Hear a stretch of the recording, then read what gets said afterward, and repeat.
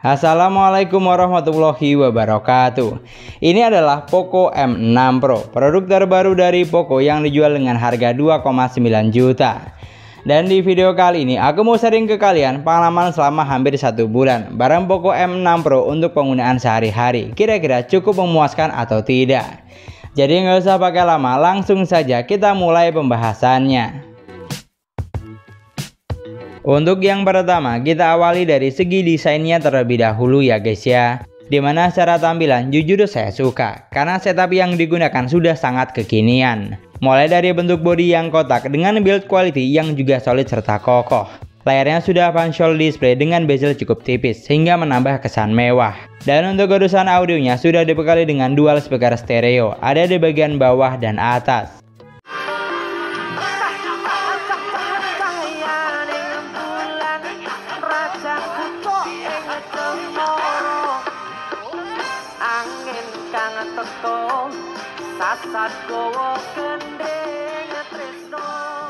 Di sini yang perlu kamu perhatikan hanya ada satu poin, yaitu setup kamera yang digunakan terlalu over menurut saya alias berlebihan. Tapi untuk poin ini baliknya sih tergantung selera masing-masing saja ya guys ya. Karena yang jelas untuk urusan desain dan tampilan saya sangat puas. Looknya mewah dan kekinian baik dari belakang maupun depan.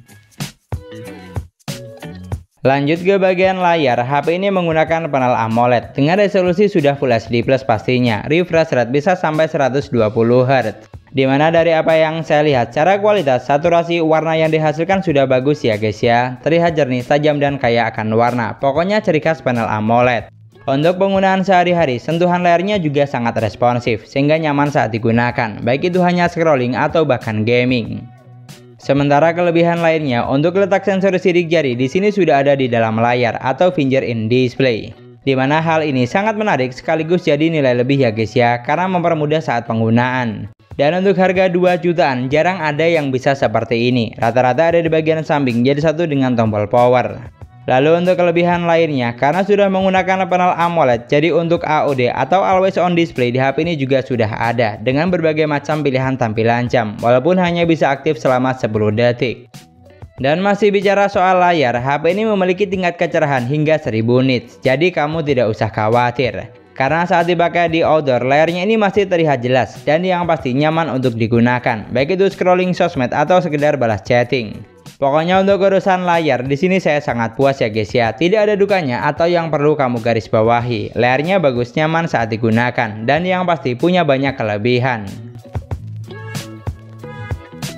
Pindah ke bagian spesifikasi, di sini juga tidak kalah menarik. Memorinya super besar 8/256 GB yang masih bisa ditambah dengan micro SD.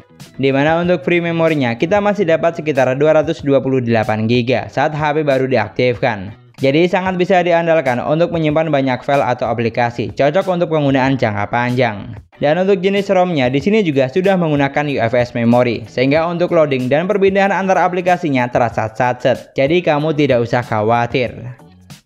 Lalu untuk dapur pacunya, HP ini ditenagai dengan chipset MediaTek Helio G99 Ultra octa-core 2,2 GHz, fabrikasi hanya 6 nanometer. Dimana dari penggunaan yang saya lakukan, untuk urusan performa, HP ini sudah sangat bisa diandalkan ya guys ya, baik untuk penggunaan kasual atau bahkan gaming.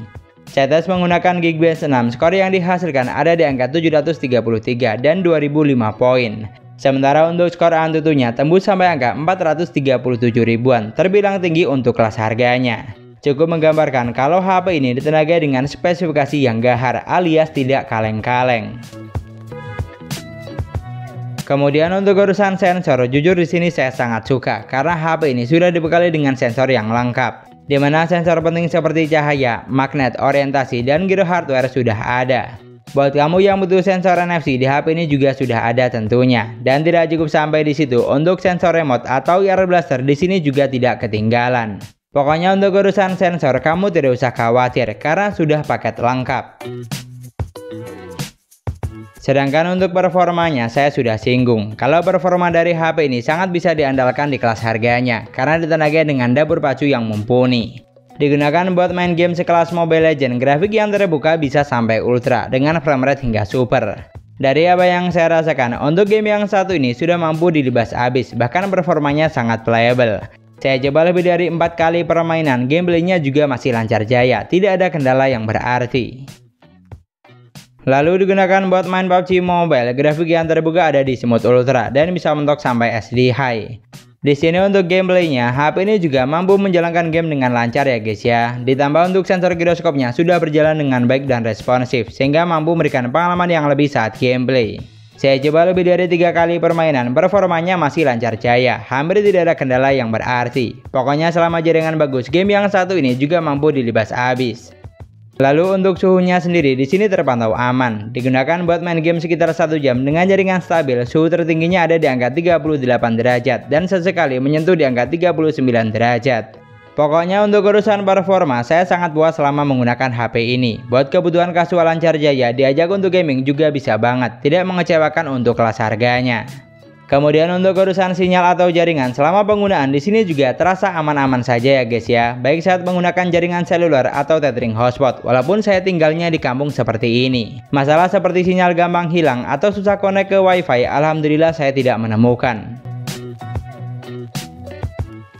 Lanjut ke bagian baterai, HP ini memiliki baterai sebesar 5000 mAh dengan kecepatan isi daya sudah fast charging 67 Watt. Jujur ini adalah salah satu poin yang saya sangat suka, karena charging selama 30 menit baterainya sudah bertambah 58% dan hanya butuh waktu sekitar 53 menit untuk isi daya dari 10 sampai full 100%.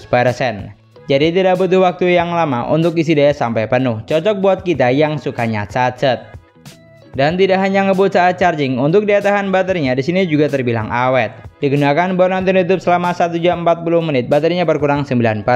Buat scroll sosmed selama 1 jam berkurang 6%. Lalu buat main Mobile Legends selama 42 menit berkurang 8%. Dan buat main PUBG Mobile selama 48 menit berkurang 10%. Jadi lumayan irit ya guys ya, bisa banget diandalkan untuk penggunaan selama seharian. Pokoknya untuk urusan baterai di sini saya sangat puas, tidak ada dukanya sama sekali. Chargingnya super ngebut dan daya tahan baterainya juga irit. Dapur baju dan performa sudah, sekarang kita lanjut ke bagian operating system, di mana HP ini berjalan di Android 13 basis MIUI 14. Di sini secara tampilan, jujur saya sih suka ya guys ya. Tampilannya kekinian, gampang untuk dipahami ciri khas Poco. Selama penggunaan, OS-nya juga sudah berjalan dengan baik, tidak ada bug atau error. Pilihan tampilan seperti tema atau wallpaper di sini juga ada banyak. Dan untuk urusan fitur, kamu tidak usah khawatir karena fitur yang ditawarkan super lengkap. Dimana fitur basic seperti ketuk 2 kali, belah layar jadi 2, screenshot 3 jari, rekam layar, mode game turbo dan screen mirroring sudah tentu ada. Di sini yang perlu kamu garis bawahi atau yang jadi dukanya hanya ada satu poin, yaitu masih adanya iklan. Khususnya saat kita buka aplikasi bawaan sistem dari Xiaomi, seperti aplikasi tema, pemutaran musik, bahkan hingga file manager. Kalau untuk selebihnya sih aman-aman saja ya guys ya. Selama penggunaan saya tidak menemukan kendala yang berarti. Dan yang terakhir, untuk sektor kamera di sini ada 64 megapiksel kamera utama yang sudah dilengkapi dengan OIS, 8 megapiksel kamera ultrawide dan 2 megapiksel kamera bokeh. Untuk kamera selfie-nya sebesar 16 megapiksel. Dari angka di atas kertas jujur sangat menarik ya guys ya, karena kamera belakangnya sudah dilengkapi dengan OIS dan dibekali dengan lensa ultrawide. Dimana kedua poin ini agak susah kita temui di merek lain untuk segmen harga yang sama. Dan tidak hanya itu, untuk fitur yang ditawarkan di sini juga ada banyak. Selain foto dan video, di bagian lainnya masih banyak fitur menarik yang ditawarkan dan yang pasti sudah dilengkapi dengan AIS. Bicara soal kamera, dari hasil berikut HP ini sudah mampu menghasilkan jepretan foto yang bagus ya guys ya. Detailnya dapat, untuk ketajamannya juga oke. Bahkan saturasi warnanya juga cukup pop up, baik saat foto di indoor maupun outdoor. Pokoknya untuk foto kamera belakang di sini saya sangat puas karena mampu menghasilkan foto yang bagus di kelas harganya.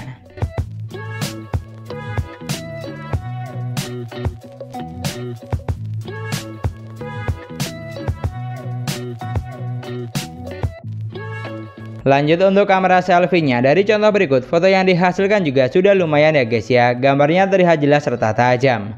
Dan untuk karakter warnanya juga cukup fresh atau hidup, baik saat foto di indoor maupun outdoor. Jadi tidak mengecewakan menurut saya. Pokoknya untuk urusan perfotoan di sini saya cukup puas karena gambar yang dihasilkan memiliki kualitas yang bagus baik kamera belakang maupun depan.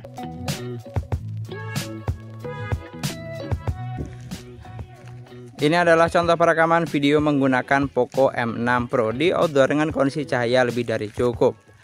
Di sini untuk resolusinya, HP ini bisa mentok sampai resolusi 1080 pixel di 30 frame per second atau 60 frame per second. Oke, kita buat jalan santai, hasilnya kurang lebih seperti ini. Silahkan kamu nilai untuk saturasi warnanya, kualitas suara, dan tingkat kestabilan videonya. Dari hasil berikut, secara kualitas jujur saya no comment, karena video yang dihasilkan sudah bagus, mulai dari ketajaman hingga tingkat kestabilannya.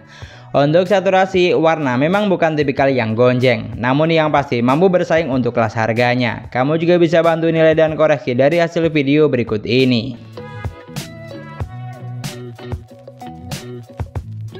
Dan itulah tadi cerita saya selama bareng Poco M6 Pro untuk penggunaan sehari-hari. Di sini secara keseluruhan jujur saya sangat puas dengan HP ini karena apa yang ditawarkan sudah paket lengkap dan sangat all-rounder untuk segmen harganya. Jadi tidak ada alasan untuk bilang HP ini tidak worth it atau kurang menarik untuk dilirik. Desainnya super mewah, layarnya jernih, spesifikasi gahar, performa lancar, sensor lengkap, chargingnya ngebut, dan hasil kameranya bagus. Mungkin kekurangan yang terlihat hanya ada satu poin, yaitu masih adanya iklan. Kalau untuk selebihnya saya no comment. Tapi kalau kamu punya pendapat lain tentang Poco M6 Pro ini, kamu juga bisa banget tulis di kolom komentar. Dan sekian dulu pembahasan kita kali ini. Semoga videonya bermanfaat, gampang untuk dipahami. Jangan lupa like dan komen. Kita ketemu lagi di video selanjutnya. Wassalamualaikum warahmatullahi wabarakatuh.